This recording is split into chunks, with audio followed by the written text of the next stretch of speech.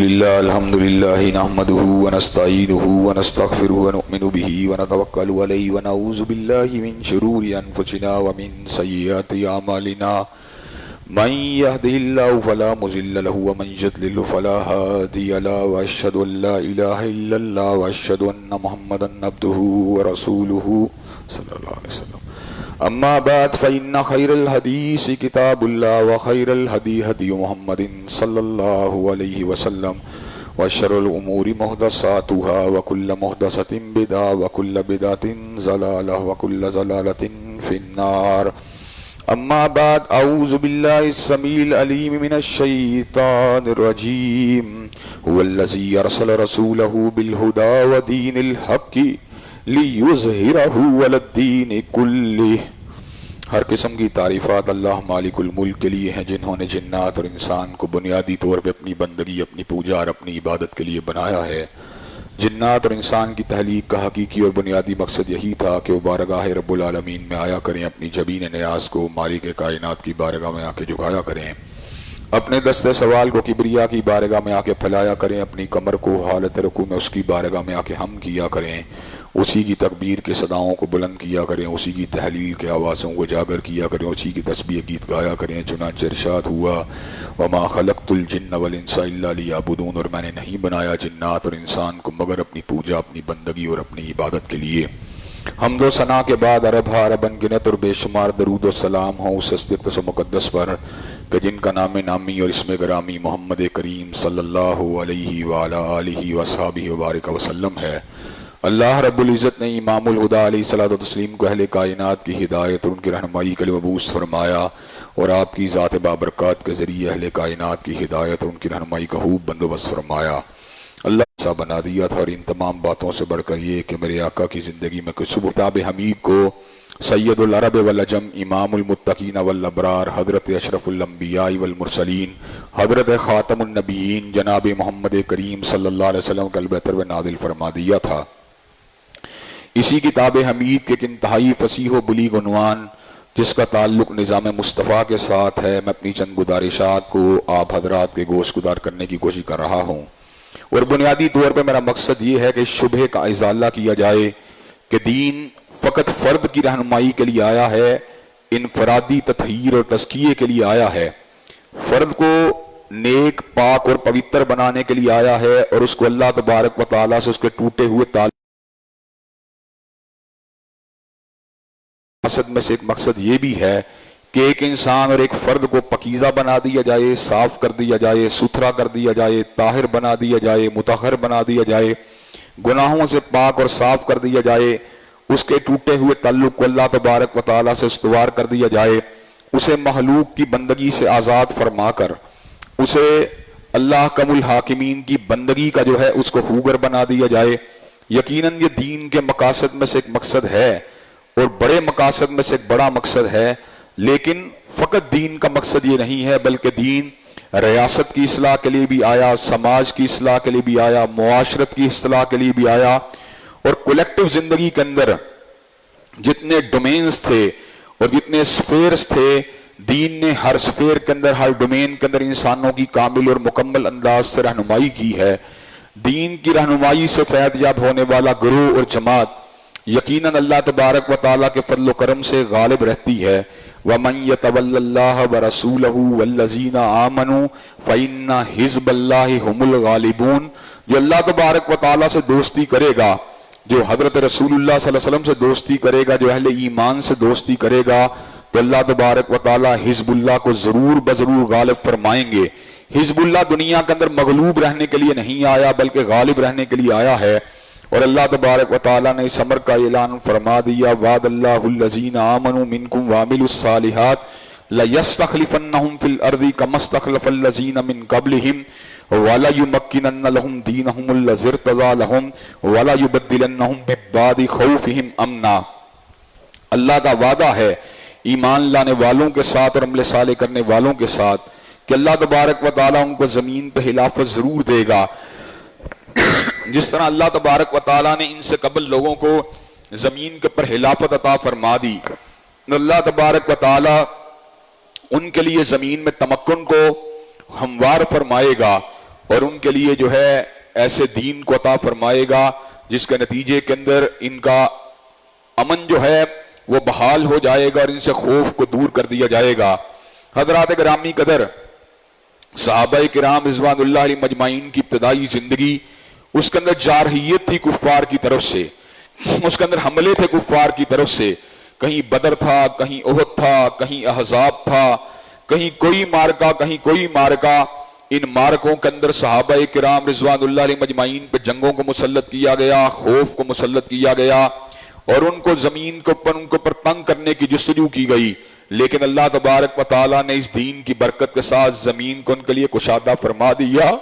زمین کے سینے کے اوپر ان کو غالب فرما دیا اور زمین کے اوپر سے ہر قسم کی مسکنت کو دور فرما کر، ہر قسم کی محرومیوں کو دور فرما کر، ہر قسم کی تنگی کو دور فرما کر ان کو زمین کا نگہبان بنا دیا، زمین کا نگران بنا دیا،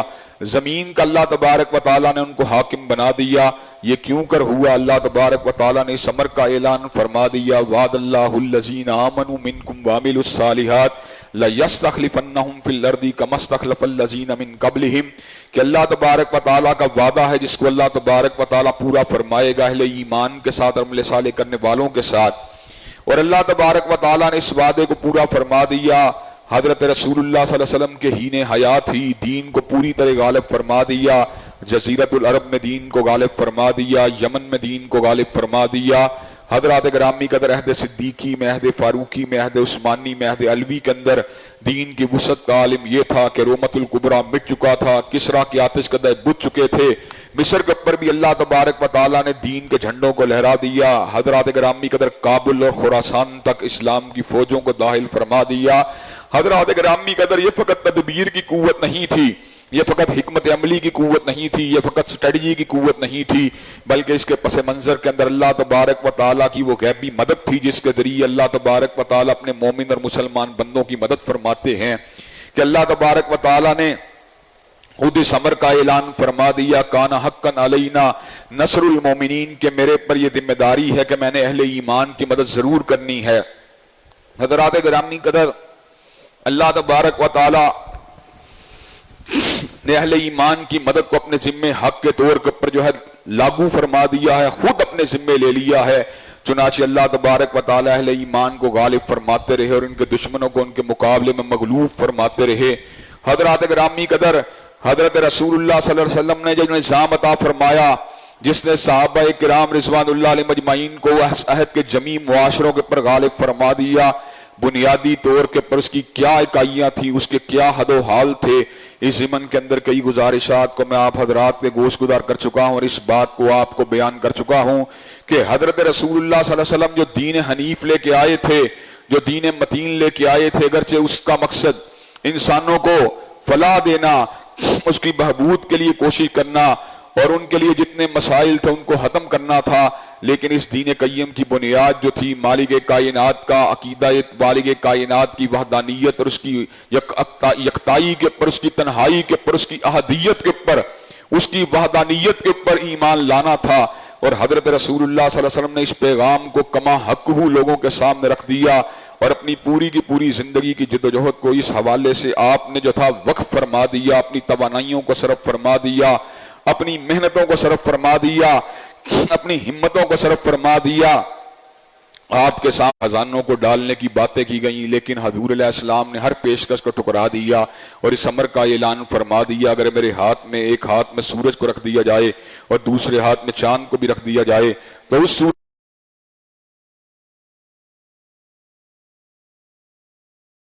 حریص کے ساتھ ساتھ حضور علیہ السلام کو جو تھا ابتلاؤں کے اندر بھی مبتلا کرنے کی جسارت کی گئی اور آپ کے اوپر جو تھا ہر طرح کے ظلم و ستم کے پہاڑوں کو توڑا گیا، آپ کے گلو اتھر میں چادر کو ڈال کے بھینچا گیا، حالت نماز کے اندر آپ کی نماز کو مشکل بنانے کے لیے آپ کے اوپر بوجھوں کو لادا گیا۔ ننھی فاطمہ آتی اس بوجھ کو اٹھاتی، کیا اذیت دی ہے میرے بابا نے، ان کو کیا تکلیف دی ہے، میرے بابا کی ایک ہی دعوت ہے، میرے بابا کا ایک ہی پیغام ہے، آپ اللہ کی تنہائی کی بات کرتے ہیں، اللہ کی وحدانیت کی بات کرتے ہیں، اللہ کی یکتائی کی بات کرتے ہیں۔ اسی دعوت توحید کے لیے حضرت رسول اللہ صلی اللہ علیہ وسلم نے شیب ابی طالب کی گھاٹی میں محصور ہونا گوارا کر لیا اور اسی دعوت توحید کے لیے آپ نے سرزمین مکہ کو خیر آباد کہنا گوارا کر لیا، اسی دعوت توحید کے لیے حضور علیہ السلام نے 54 برس کی عمر کے اندر تلوار کو اٹھا لیا، تلوار کو چلا دیا۔ حضرات گرامی قدر بزرگی کی اس عمر کے اندر آپ نے تلوار کو چلا کر اس بات کو ثابت کر لیا کہ کئی مرتبہ دین کے لیے تیروں کو بھی چلانا پڑتا ہے، تلواروں کو بھی چلانا پڑتا ہے، نیزوں کو بھی چلانا پڑتا ہے۔ حضرات گرامی قدر اللہ تبارک و تعالیٰ کی وحدانیت کے بعد حضرت رسول اللہ صلی اللہ علیہ وسلم نے مومنوں کو ایک بھائی چارے کے اندر پرو دیا اور ان کو یہ سبق سمجھا دیا، تمہاری محبت، تمہاری نسبت جو ہے ایک دوسرے کے ساتھ علاقے کی وجہ سے نہیں ہے، قبیلے کی وجہ سے نہیں ہے، کنبے کی وجہ سے نہیں ہے، بلکہ تم ایک دوسرے کے ساتھ جڑے ہوئے ہو، پیوست ہو، تو رشتہ دینی کی وجہ سے پیوست ہو،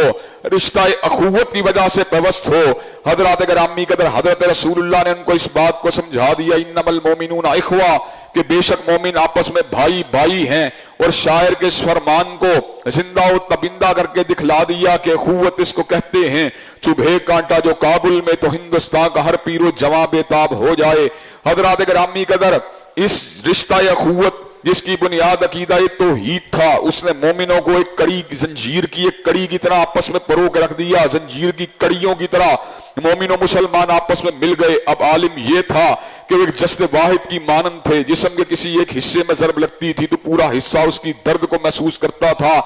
حضرات گرامی قدر آپ اس بات کو اچھی طرح سمجھ سکتے ہیں، اگر میرے پاؤں کے اندر کوئی چوٹ لگ جائے تو میرا پورا کا پورا جسم بےتاب ہوگا، میری آنکھ میں چمک ہو تو میرا پورا کا پورا جسم بےتاب ہوگا، میرے ہاتھ کے اوپر کوئی چوٹ لگ جائے میرا پورا کا پورا جسم اس کی درد کو محسوس کرے گا۔ حضرات گرامی قدر اس درد مندی نے مسلمانوں کو کائنات کی سپر طاقتوں کے سامنے بنیان مرصوص کی طرح کھڑے فرما دیا، شیشہ پلائی ہوئی دیوار کی طرح کھڑے فرما دیا، اور مومنوں کو ایسی طاقت دی اور مومنوں کو ایسے رشتہ اخوت کے اندر پرو دیا جس رشتے کا کوئی تصور بھی موجود نہیں تھا۔ حتیٰ کہ رستم کو ایسے الفاظ کہنے پڑے جن کو میں ڈیلیوٹ کر کے، تھوڑا سا ان کی گریوٹی کو کم کر کے، تھوڑا سے ان کی کثافت کو کم کر کے آپ حضرات کے سامنے بیان کروں گا۔ جس وقت مسلمان جو تھے نہ صف بندی کو کر رہے تھے تو ایسے عالم کے اندر رستم نے الفاظ کہے تو کیا کہے، اس نے کہا یوں محسوس ہوتا ہے مسلمانوں کا امیر عمر میرے کلیجے کو چبا رہا ہے، وہ سب بندی کی آڑ کے اندر وحشی جانوروں کو منظم کر رہا ہے۔ حضرات گرامی قدر صحابہ کرام رضوان اللہ علیہ مجمعین جب سب بندی فرماتے تھے، حالت نماز میں ہو یا حالت جہاد میں ہو، تو یہ بات پوری ہوتے ہوئے نظر آتی تھی۔ ایک ہی سب میں کھڑے ہو گئے محمود و ایاز، نہ کوئی بندہ رہا نہ کوئی بندہ نواز۔ حضرات گرامی قدر اونچ نیچ کے فرق کو مٹا دیا، کالے گھورے کے فرق کو مٹا دیا، سرخ و سفید کے فرق کو مٹا دیا، بھورے پیلے کے فرق کو مٹا دیا، سب کو ایک بنیان مرصوص کے اندر پرو کے رکھ دیا۔ اور حضرات گرامی قدر جب یہ حلقہ بن گیا، جب یہ جمعیت بن گئی، جب یہ گروہ بن گیا، جب یہ حزب بن گیا، تو پھر ان کو ایک نصاب بھی ودیت فرما دیا۔ اللہ تبارک و تعالیٰ کا قرآن اس نصاب کا پہلا حصہ تھا جس کی آیات بینات کے اوپر غور کر کے، جس کی آیات بینات کے اوپر تدبر کر کے انسان کے سینے کی گرہیں کھل جاتی ہیں، اس کا شعور روشن ہو جاتا ہے، اس کی معافی ضمیر کی الجھنیں دور ہو جاتی ہیں، اس کو روشنی کا ایک منبع مل جاتا ہے۔ حضرات گرامی قدر اس کے نتیجے کے اندر اس کی نفسیاتی محرومیاں، اس کی روحانی محرومیاں، اس کے جتنے عارضے ہیں سارے کے سارے اللہ تبارک و تعالیٰ دور فرما دیتے ہیں۔ میں زندگی کے اندر کئی مرتبہ مختلف عوارض کا شکار ہوا، کئی مرتبہ مختلف نفسیاتی اور روحانی بیماریوں کا شکار ہوا۔ حضرات گرامی قدر بالکل جوانی کے عالم کے اندر جس وقت میں پہلی مرتبہ روحانی عارضے کا شکار ہوا، اس وقت مجھ کو روحانیت کے اثرات کا پتہ نہیں تھا، کلام اللہ کی تاثیر کا پتہ نہیں تھا، ذکر الہی کے اثر انگیزی کا پتہ نہیں تھا۔ چنانچہ میں سائیکالوجسٹوں کے پاس بھی گیا، نفسیات دانوں کے پاس بھی گیا، جنہوں نے ڈایازپام کی گولیاں دے کے مجھے سلانے کی کوشش کی، لیکن حضرات گرامی قدر مجھے بیداری اگر ملی، مجھے امن اگر ملا، مجھے سکون اگر ملا، مجھے چین اگر ملا تو کلام اللہ کی آیات کے اندر ملا۔ اس کے بعد بھی مختلف ادوار کے اندر کئی مرتبہ ایسے مرحلے آتے رہے، کئی ایسی تکالیف آتی رہی جن کا مقابلہ اللہ تبارک و تعالیٰ کے فضل و کرم سے، اس کی خاص عطا سے، کلام اللہ کی تلاوت سے ہوتا رہا، اس کے اوپر غور و فکر سے ہوتا رہا، اس کے اوپر تدبر سے ہوتا رہا۔ قرآن مجید کے الفاظ جو ہیں وہ اکسیر ہیں، قرآن مجید کے الفاظ جو ہیں وہ شافی ہیں، قرآن مجید کے الفاظ جو ہیں وہ کافی ہیں، اور اس کا مطالب جو ہے اس کے اندر ہے۔ حضرات گرامی قدر کیسی دلچسپ کتاب ہے، کیسی اثر انگیز کتاب ہے، کیسی برگزیدہ کتاب ہے، کیسی اونچی کتاب ہے کہ الفاظ میں شفا ہے اور معنی کے اندر پیغام ہے، الفاظ کے اندر اکسیر ہے اور معنی کے اندر بے نشات انگیز ہے ساکی۔ حضرات گرامی قدر قرآن مجید کو نصاب کی حیثیت سے حضرت رسول اللہ صلی اللہ علیہ وسلم، حضرات گرامی قدر اس کے ساتھ ساتھ سنت نبوی شریف اور حدیث طیبہ کو بھی حضرت رسول اللہ صلی اللہ علیہ وسلم نے نصاب کے دوسرے حصے کے طور پہ صحابہ کرام کو تفویض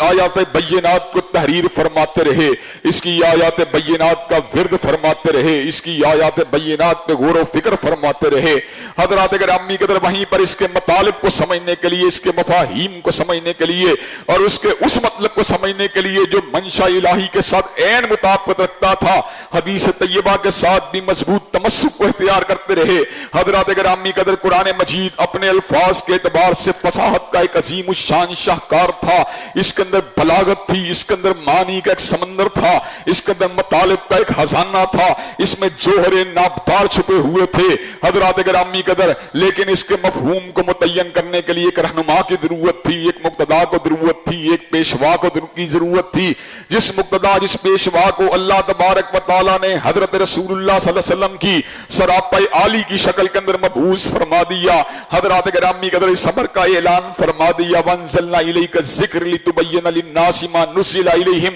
ہم نے آپ کے اوپر ذکر کا نزول فرما دیا تاکہ آپ اس کے مفہوم کو لوگوں کے سامنے واضح کر کے رکھ دیں۔ حضرات گرامی قدر اس کا مفہوم جو تھا مجرد حیثیت کے اندر عقل انسانی اس کا مکمل طور پہ احاطہ نہیں کر سکتی تھی جب تک حضور علیہ السلام کی رہنمائی اس کے ساتھ انٹیگریٹڈ نہ ہوتی۔ حضور کی رہنمائی کے مل جانے کے ساتھ اس کے معنی جو تھے ایک ایسی حیثیت کو اختیار کر جاتے تھے جس کے اندر دستور، قانون اور آئین کی ایک حیثیت پیدا ہو جاتی تھی۔ اور حضرات گرامی قدر جب محدث بات کرتا ہے تو حدیث ہوتی ہے، مفسر بات کرتا ہے تفسیر ہوتی ہے، جس وقت مجدد بات کرتا ہے تجدید ہوتی ہے، مجتہد بات کرتا ہے اجتہاد ہوتا ہے، نثر نگار بات کرتا ہے نثر ہوتی ہے، کالم نگار بات کرتا ہے کالم ہوتا ہے، فلسفی بات کرتا ہے فلسفہ ہوتا ہے، اداریہ نویس بات کرتا ہے اداریہ ہوتا ہے، مقرر بات کرتا ہے تقریر ہوتی ہے، ادیب بات کرتا ہے ہدابت ہوتی ہے، صحافی بات کرتا ہے صحافت ہوتی ہے، ابلاغ کا ماہر بات کرتا ہے ابلاغ ہوتا ہے۔ حضرات گرامی قدر لیکن حضور کو یہ شرف عظیم حاصل ہوا کہ ہر لفظ شریعت بنیا جب نبی نے زبان ہلائی، جس وقت حضرت رسول اللہ صلی اللہ علیہ وسلم کے لبھائے مبارکہ سے کوئی الفاظ نکلتے تھے وہ آئین ہوتے تھے، وہ قانون ہوتے تھے، وہ شریعت ہوتے تھے، وہ حرف آہر ہوتے تھے، ان کے اندر ایک کنکریٹ ریالٹی ہوتی تھی جس کنکریٹ ریالٹی کو دنیا کی کوئی طاقت ڈینائی نہیں کر سکتی، لیکن اس کنکریٹ ریالٹی کو سپرسیڈ انسان جب کرتا ہے جب اس کی خواہشات اس کے اوپر غالب آ جاتی ہیں، جس وقت جو ہے وہ راہ ہدایت کو چھوڑنے کا ارادہ کر لیتا ہے، جب وہ گمراہی کا راہی بن جاتا ہے۔ حضرات گرامی قدر وگرنہ مومن و مسلمان کو اس بات کا علم ہوتا ہے وَمَن يُطِعِ الرَّسُولَ فَقَدْ أَطَاعَ اللَّهَ، جس نے حتیب کی بات کو مانا اس نے حتیب کی بات کو مانا ہے، جس نے ادیب کی بات کو مانا اس نے ادیب کی بات کو مانا ہے، جس نے عالم کی بات کو مانا اس نے عالم کی بات کو مانا ہے، جس نے امام کی بات کو مانا اس نے امام کی بات کو مانا ہے، جس نے فقیہ کی بات کو مانا اس نے فقیہ کی بات کو مانا ہے، لیکن ایک ہی وجود ہے جس نے اس کی بات کو مانا، اس نے فقط اس کی بات کو نہیں مانا بلکہ پروردگار عالم کی بات کو مانا ہے۔ حضرات گرامی قدر من یطع الرسول فقد اطاع اللہ، اس لیے کہ حضرت رسول اللہ اپنی مرضی کے ساتھ کلام نہیں کرتے تھے، وہ تو مالک کائنات کی وحی اور اس کی جبریل امین کی، اس کے بھیجے ہوئے فرشتے جبریل امین کی آمد و رفت کی وجہ سے کلام کرتے تھے۔ اللہ تبارک و تعالیٰ کی ذات بھی غلطی سے پاک ہے،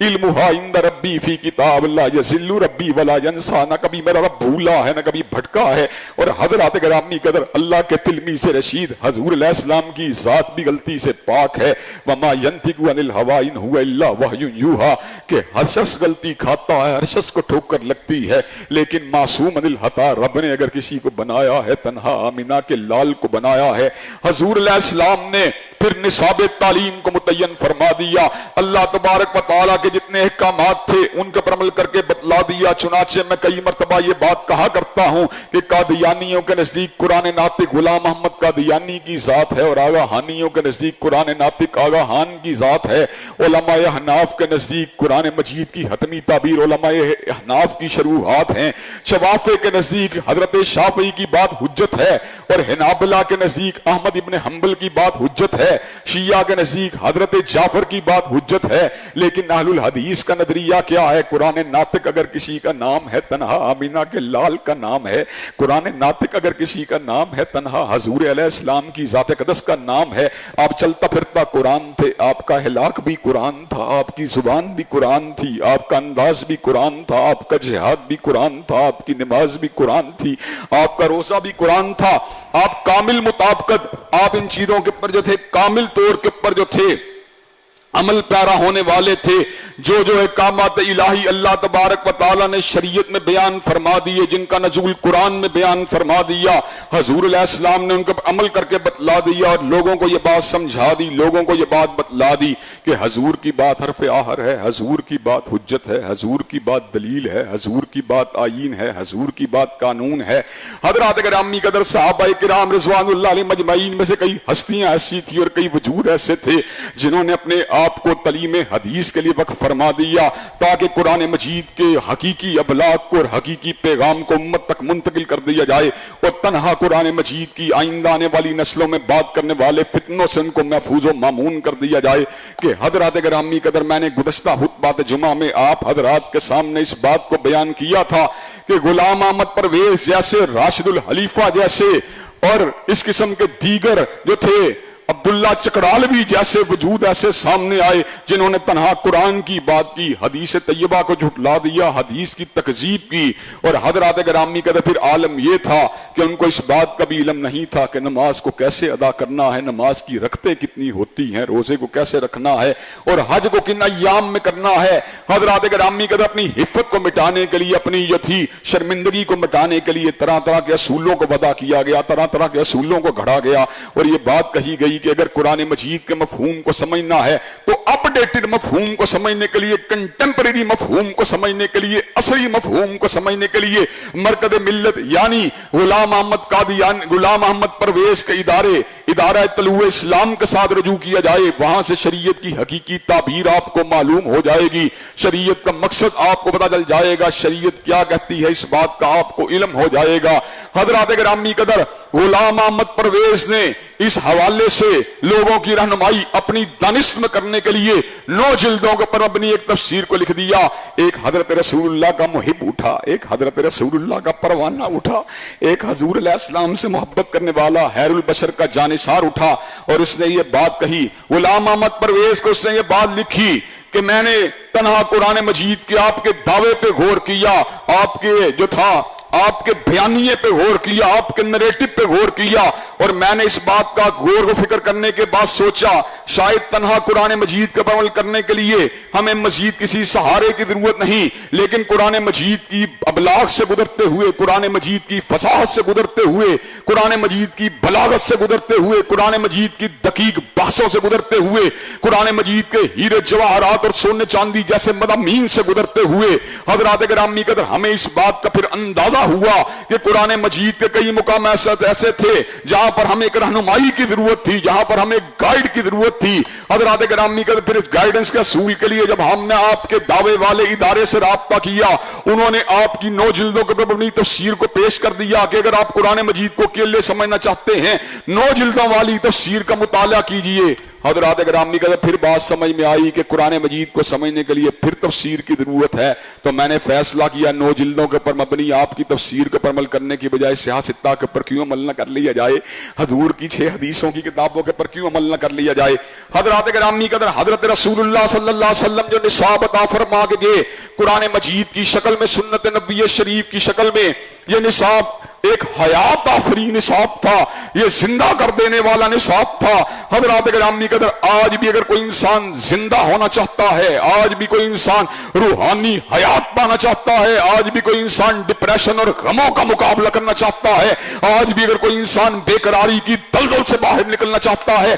آج بھی کوئی انسان روحانی اور ذاتی اور سردگی سے باہر آنا چاہتا ہے، اس کے پاس ایک ہی راستہ ہے، قرآن کا راستہ، سنت نبوی شریف کا راستہ۔ حضرات گرامی قدر سنت نبوی شریف کا تمسک آپ کے وجود کے اندر سے جتنے بہارات ہیں ان کو اڑا کے باہر پھینک دے گا، آپ کے اندر جتنی گندگی ہے اس کو آپ سے دور کر دے گا۔ حضرات گرامی قدر اس لیے کہ اللہ نے خود اس امر کا اعلان فرما دیا، یحل لهم الطیبات ویحرم علیہم الخبائث، یحل لهم الطیبات ویحرم علیہم الخبائث ویضع عنہم اصرہم والاغلال التی کانت علیہم۔ وہ حضور علیہ السلام کی ذات ایسی ہے، یحل لهم الطیبات، جس نے طیب چیزوں کو حلال فرما دیا، ویحرم علیہم الخبائث، جس نے خبیث چیزوں کو حرام فرما دیا، ویضع عنہم اصرہم والاغلال التی کانت علیہم، اور جس نے جاہلیت کے بوجھوں کو اور جاہلیت کے توقوں کو اتار کے پرے پھینک دیا۔ حضرات گرامی قدر انسانوں کو عمل نہیں مل سکتا، انسانوں کو چین نہیں مل سکتا، روحوں کو کشادگی نہیں مل سکتی، روحوں کو شادابی نہیں مل سکتی۔ روحوں کی شادابی کا ایک ہی راستہ ہے، کتاب اللہ کا راستہ ہے، سنت نبی شریف کا راستہ ہے۔ حضرات گرامی قدر اللہ کی کتاب کو، حضرت رسول اللہ کی سنت کو پڑھنے ہی کے بعد منزل مل سکتی ہے۔ حضرات گرامی قدر حضور علیہ السلام نے ایک تو نصاب دیا اور اس کے بعد اس نصاب کو پھر امپلیمنٹ بھی سوسائٹی کے اندر کیا۔ اس کی امپلیمنٹیشن کے بنیادی طور کے پر کیا وہ حال تھے، وہ کون کون سے پیرامیٹرز تھے جن کو حضور علیہ السلام نے معاشرے میں نافذ فرما دیا۔ جرائم کے گلے کو گھونٹنے سے قبل اور معاشرے کے اندر موجود فساد کے ہاتھنے سے قبل حضرت رسول اللہ صلی اللہ علیہ وسلم نے بعض اہم عبادات کی ترغیب دی امت کو، جن میں سے پہلا رکن، جس میں پہلا رکن شہادتین کے بعد اسلام کا دوسرا عظیم الشان رکن جو تھا وہ نماز تھا، اور نماز کے ساتھ ساتھ آپ نے زکوٰۃ کا حکم دیا۔ حضرات گرامی قدر نماز میں اللہ تبارک و تعالیٰ نے ایک ایسی اثر انگیزی پیدا کی تھی، ایک ایسی اثر آفرینی پیدا کی تھی، ایک ایسی سحر انگیزی پیدا کی تھی کہ 5 مرتبہ باوضو ہو کر اور 5 مرتبہ اپنے اعضاء کو دھو کر اور 5 مرتبہ اپنی آنکھوں کو دھو کر اور 5 مرتبہ اپنے چہروں کو دھو کر اور 5 مرتبہ اپنے ہاتھوں کو دھو کر اور 5 مرتبہ اپنے قدموں کو دھو کر انسان پاک صاف اور پوتر ہو کر جب اللہ تبارک و تعالیٰ کی بارگاہ میں حاضر ہوتا تھا، اس کو یہ بات سمجھ میں آ جاتی تھی کہ اگر میں گناہگار ہوں گا، اگر میں اللہ تبارک و تعالیٰ کا نافرمان ہوں گا، فجر کے بعد میں کس منہ سے ظہر کے وقت اس کی بارگاہ میں حاضر ہوں گا۔ اس کو پتا تھا مجھے حی علی الصلاۃ نے بلایا ہے، مجھے حی علی الفلاح نے بلایا ہے۔ اگر میں ظہر کے بعد گناہگار ہو گیا، میں عصر کے وقت کس منہ سے پروردگار کے پاس جاؤں گا۔ اس کو یہ بات سمجھ میں آ گئی، اگر میں نے عصر کے وقت گناہ کیا تو میں مغرب کے وقت کس انداز میں مالک کائنات کے پاس حاضر ہوں گا، اور مغرب کے وقت گناہ کیا تو عشاء کے کس انداز میں مالک کے پاس حاضر ہوں گا۔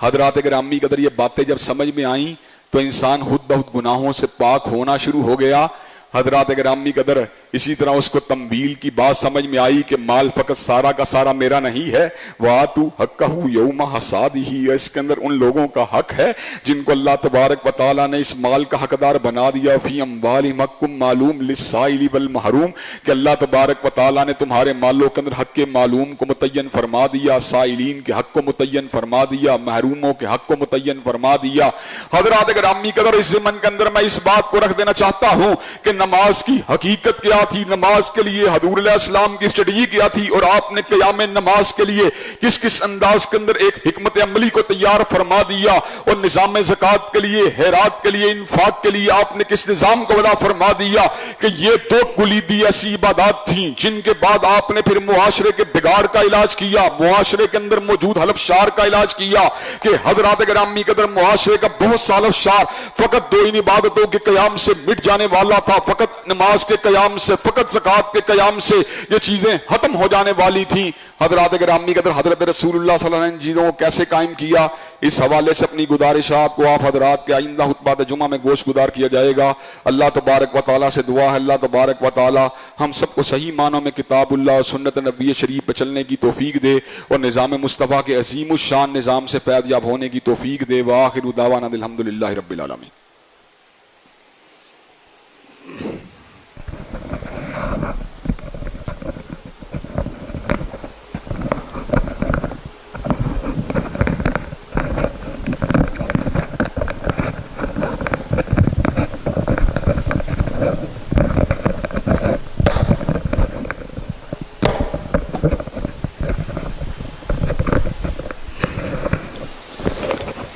الحمد للہ نحمده ونستعینه ونستغفره ونؤمن به ونتوکل علیہ ونعوذ باللہ من شرور انفسنا ومن سیئات اعمالنا من يهده الله فلا مضل له ومن يضلل فلا هادي له واشهد ان لا اله الا الله واشهد ان محمدا عبده ورسوله صلی اللہ علیہ وسلم اما بعد فإن خير الحديث كتاب الله وخير الهدي هدي محمد صلی اللہ علیہ وسلم وشر الامور محدثاتها وكل محدثة بدعة وكل بدعة ضلالة وكل ضلالة في النار۔ حضرات گرامی قدر، حضرت رسول اللہ صلی اللہ علیہ وسلم کائنات کے لوگوں کے لیے بہت کچھ لے کے آئے۔ آپ نے جہاں پر انفرادی اصلاح کے عظیم الشان فریضے کو انجام دیا، وہاں پر آپ نے کولیکٹیو اصلاح کے فریضے کو بھی احسن طریقے سے انجام دے دیا، اور لوگوں کو سیدھے راستے پر گائیڈ کرنے کے لیے آپ نے بہت سی اہم باتوں میں ان کی رہنمائی کی۔ پہلی بات، آپ نے اللہ کی وحدانیت کا درس دیا، اس کی یکتائی، اس کی تنہائی کا درس دیا، اور اس کے بعد آپ نے امت واحدہ کو رشتہ اخوت کے اندر پرو دیا، اور اس کے بعد آپ نے ان کو نصاب تعلیم کا پتہ دیا، کتاب اللہ کا پتہ دیا، سنت نبوی شریف کا پتہ دیا، اور اس کے ساتھ ساتھ حضرت رسول اللہ صلی اللہ علیہ وسلم نے اس نظام حیات آفرین کے قیام کے حوالے سے جن چیزوں کو پریکٹیکلی امپلیمنٹ فرما دیا، ان چیزوں کو میں نے آپ حضرات کے گوش گزار کرنا شروع کیا ہے۔ حضرات گرامی قدر، اس کے ساتھ ساتھ میں آپ کی توجہ کو اس سمت مبذول کروانا چاہوں گا کہ پنجاب اسمبلی نے قرارداد پاس کی ہے کہ مختلف سرکاری بلڈنگوں کے اندر اور اضلاع کے داخلی خارجی راستوں کے اندر ختم نبوت سے متعلق لٹریچر کو لکھ کے آویزاں کیا جائے گا، تاکہ لوگوں کی توجہ اس طرح ملتفت کروائی جائے کہ ختم نبوت کا عقیدہ کتنا عظیم الشان اور کتنا قیمتی عقیدہ ہے۔ حضرات گرامی قدر، ختم نبوت کے ساتھ تمسک کے حوالے سے چودھری پرویز الہی صاحب جو کردار ادا کر رہے ہیں، یقیناً وہ ہر اعتبار سے قابل تحسین ہیں، اور ہماری ہمدردیاں اس اعتبار سے چودھری صاحب کے ساتھ ہیں، اور ہم ان کو خراج عقیدت پیش کرتے ہیں، خراج تحسین پیش کرتے ہیں، اور جن جن لوگوں نے اس معاملے کے اندر حصہ لیا ہم ان کی بھی کامل اور مکمل تائید کرتے ہیں۔ اللہ تبارک و تعالی ہمارے ملک کو ختم نبوت کے عظیم الشان مشن کے پر گامزن فرمائے، اور جو چوکٹے ختم نبوت سے بے وفائی کرنے والے ہیں ان کے شر سے اور ان کے فتنوں سے ہم سب کو محفوظ و مامون فرمائے۔ ان اللہ یامر بالعدل والاحسان وایتاء ذی القربى وینھی عن الفحشاء والمنکر والبغی سبحان ربک رب العزۃ عما یصفون وسلام علی المرسلین والحمد للہ رب العالمین۔